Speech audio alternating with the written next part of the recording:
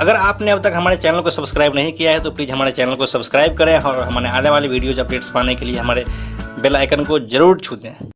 आजकल हम आप लोगों को लगातार मुंबई अंडरवर्ल्ड के शुरुआती दौर की कहानियां सुना रहे हैं। शुरू किए थे हाजी मस्तान से और फिर चैप्टर आया था माया डोलस का।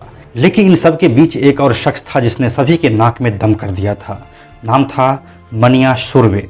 पूरा नाम मनोहर अर्जुन सुरवे। आज की यह स्टोरी उसी के नाम। किस तरह से तब के बम्बई में गैंगों का जन्म हुआ और कैसे छोटे छोटे उम्र के लड़कों ने जुर्म के रास्ते पर चलकर अपना नाम कमाया और फिर पुलिस एनकाउंटर या फिर गैंग वॉर में मारा गया। बम्बई अंडरवर्ल्ड को अगर आप समझना चाहते हैं तो यह वीडियो आपके लिए है। कृपया इस वीडियो को पूरा जरूर देखें। नमस्कार। मनिया सुरवे ने उस वक्त अंडरवर्ल्ड में एंट्री लिया था जिस वक्त उसकी सबसे ज़्यादा ज़रूरत बाकी के गैंगों को थी। 70 के दशक का अंतिम कुछ साल। इन दिनों बम्बई अंडरवर्ल्ड का शुरुआती दौर अपनी आखिरी सांसें ले रहा था। इसी आखिरी दौर में दो गैंग ऐसा था जो लड़ना चाहता था और एक गैंग ऐसा था जो सुलह करवाना चाहता था। दो गैंग में एक था पठान गैंग जिसका मुखिया करीम लाला था और दूसरा था शब्बीर गैंग जिसे दाऊद गैंग के नाम से भी जाना जाता था। दाऊद के बड़े भाई का नाम ही शब्बीर था। वहीं सुलह कराने वाले गैंग में हाजी मस्तान का गैंग शामिल था, जिसमें खुद हाजी मस्तान चाहता था कि सब आराम से काम करे और खून खराबा बिल्कुल भी ना हो। लेकिन नए लड़कों को ये मंजूर नहीं था। एक दूसरे को रास्ते से हटाकर वो एक दूसरे से किसी भी कीमत पर आगे निकलना चाहते थे। यहीं से गैंग वॉर का जन्म हुआ था। मनिया सुरवे का कहानी जानने से पहले पठान गैंग को जानना जरूरी है। पठान गैंग का मुखिया था करीम लाला। जहां हाजी मस्तान उसूल पसंद आदमी था वहीं करीम लाला ज़्यादा उसूल पसंद नहीं था। जो उसे थोड़ा सा भी डिस्टर्ब करता था करीम लाला उसे सबक सिखाना जानता था। यह बात बम्बई अंडरवर्ल्ड में सभी जानते थे। लेकिन दाऊद था अलहड़ किस्म का आदमी। तब उसका भाई शब्बीर खासकर गैंग का मुखिया हुआ करता था। वो जगह जगह मुठभेड़ करता रहता था। खास करके उसके निशाने पर पठान गैंग के लोग रहता था। इससे पठान गैंग बहुत परेशान हो गया था। पठान गैंग और दाऊद गैंग में अक्सर गैंगवार होता रहता था क्योंकि पठान गैंग का करीम लाला हाजी मस्तान के साथ हुए गैंगवार नहीं करने के समझौते को लेकर मजबूर था। इसीलिए उसे चाहिए था एक कोई ऐसा बाहरी आदमी जो दाऊद गैंग को ठिकाने लगा सकता था।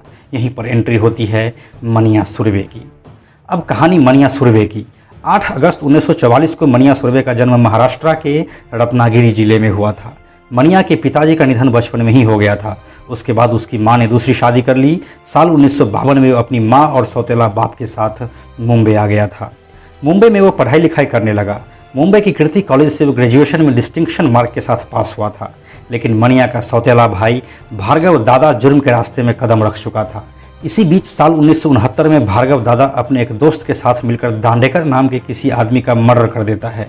लेकिन वो पुलिस की गिरफ्त में आ जाता है और उन्हीं लोगों के साथ पकड़ा जाता है मनिया सुरवे भी। तीनों को पकड़कर मुंबई की यरवड़ा जेल में डाल दिया जाता है। यहाँ पर गौर करने वाली बात यह है कि मनिया को उस जुर्म की सज़ा मिलती है जो उसने कभी किया ही नहीं था। ये तीनों जब पुणे के यरवड़ा जेल में होते हैं तो दूसरे गैंगों के साथ मिलकर लगातार झड़प होते रहता है। इसीलिए कुछ दिनों के बाद मनिया सुरवे को रत्नागिरी जेल में शिफ्ट कर दिया जाता है। इस बीच 9 साल बीत जाता है। फिर एक दिन मनिया सुरवे जेल में ही भूख हड़ताल पर बैठ जाता है। 20 किलो से भी ज़्यादा वजन घटाने के बाद जब उसकी हालत ख़राब हो जाती है तब उसे हॉस्पिटल में शिफ्ट कर दिया जाता है। हॉस्पिटल में शिफ्ट करने के बाद मनिया सुरवे वहाँ से भागने का प्लान बनाता है और वहाँ से वो भागने में कामयाब भी हो जाता है। यह साल 1979 चल रहा था, 1979। मनिया वहाँ से भागने के बाद सीधा बम्बई पहुँचता है और वो बम्बई में अपना गैंग फॉर्म करता है। जैसा कि हमने आपको पहले बताया कि मनिया सुरवे अपने कॉलेज में डिस्टिंक्शन मार्क से ग्रेजुएशन पास किया था। उसे पढ़ने लिखने का बहुत शौक था। इसी क्रम में वो अपने लगभग 10 साल के कैदी जीवन में जेल में कई किताब पढ़ चुका था। उनमें से ज़्यादा किताब जुर्म वाला ही था। बम्बई में गैंग बनाने के बाद वो कई सारे लूट और बैंक रॉबरी को अंजाम दिया था। यह अंजाम इतनी सफाई से दिया गया था कि वो पकड़ में नहीं आ पाया। पता तो चलता था कि यह मनिया सुरवे का काम है, लेकिन वो पुलिस के पहुंच के बाहर था। धीरे धीरे बम्बई में वो अपना सिक्का जमा तो रहा था, लेकिन वो मेन गैंगों से अभी दूर था। इसी बीच पठान गैंग की नज़र पड़ती है मनिया सुरवे पर। पठान गैंग को ऐसी ही एक लड़के की ज़रूरत थी जो बाहरी हो। पठान और शब्बीर गैंग की दुश्मनी जगजाहिर थी। पठान गैंग किसी भी तरह से शब्बीर को अपने रास्ते से हटाना चाहता था। यहीं पर मनिया सुरवे को सुपारी मिलती है शब्बीर कासकर को मारने का। मनिया सुरवे को लगता है कि मेन स्ट्रीम में आने का इससे अच्छा मौका नहीं हो सकता है। वह सुपारी ले लेता है और साल 1980 के आखिरी दिनों में सिद्धि विनायक मंदिर के पास पेट्रोल पंप पर शब्बीर कासकर को गोलियों से भून देता है। यहाँ से मनिया सुरभि बम्बई पुलिस के हिट लिस्ट में आ जाता है। अब पुलिस हाथ धोकर मनिया सुरभि के पीछे पड़ जाती है। जगह जगह छापे मारकर पुलिस मनिया के लोगों को अरेस्ट करती है। फिर उस गैंग में अकेला मनिया सुरभि ही बचता है जो पुलिस के रडार से दूर रहता है। बम्बई पुलिस का दाऊद से दोस्ती जगजाहिर है। दाऊद भी मनिया सुरभि को मारना तो चाहता है, लेकिन अपना नाम वो बाहर नहीं आने देना चाहता है। दाऊद को मनिया सुरभि का पता मिलता है और वो बम्बई पुलिस को टिप देता है। टिप यह देता है कि मनिया वडाला के अंबेडकर कॉलेज जंक्शन पर अपनी गर्लफ्रेंड से मिलने आने वाला है। पुलिस की टीम तैयार होती है। इस टीम को लीड कर रहे होते हैं इसाक बागवान और राजा थम्बाट। 11 जनवरी 1982 का दिन। टिप सही निकलता है। मनिया एक टैक्सी पकड़कर वडाला के अंबेडकर कॉलेज जंक्शन पर आता है। वहीं पर पहले से ही घात लगाए बैठे पुलिस वाले उन पर गोलियां चलाने लगते हैं। फायरिंग मनिया सुरभि की तरफ से भी होता है, लेकिन वहां पर वो अकेला होता है।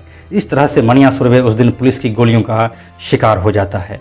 बम्बई पुलिस की हिस्ट्री में यह पहला रिकॉर्डेड एनकाउंटर दर्ज किया जाता है। इसके पहले भी कई एनकाउंटर हो चुके होते हैं, लेकिन यह पहला ऐसा एनकाउंटर है जो ऑफिशियली कंडक्ट किया जाता है। बम्बई पुलिस को कामयाबी मिलती है। मनिया सुरभि गैंग का पूरी तरह से सफाया हो जाता है। इन सभी घटनाक्रमों में एक बात को किसी ने भी नोटिस नहीं किया कि दाऊद इब्राहिम क्रिटिकल मौक़ों पर बम्बई पुलिस को हेल्प कर रहा होता है। वो आगे चलकर बम्बई पुलिस का कितना बड़ा सिरदर्द बनने वाला है, यह किसी को नहीं मालूम।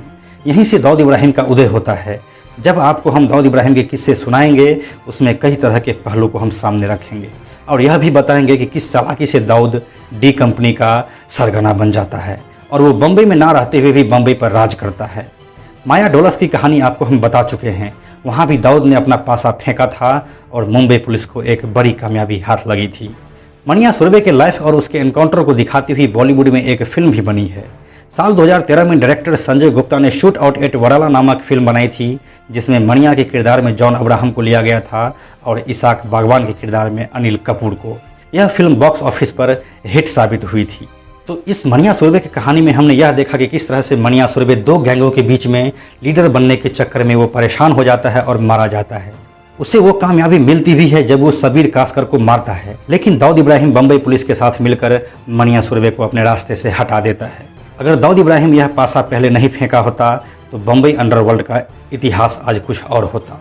तो यह थी पूरी कहानी बम्बई के अंडरवर्ल्ड डॉन मनिया सुरभि की। बम्बई अंडरवर्ल्ड की कहानियों की सीरीज अभी आते रहेंगे।